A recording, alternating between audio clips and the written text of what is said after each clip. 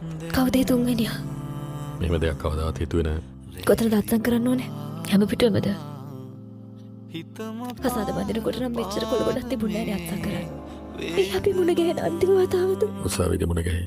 සිත මගේ සූරනා ශෝක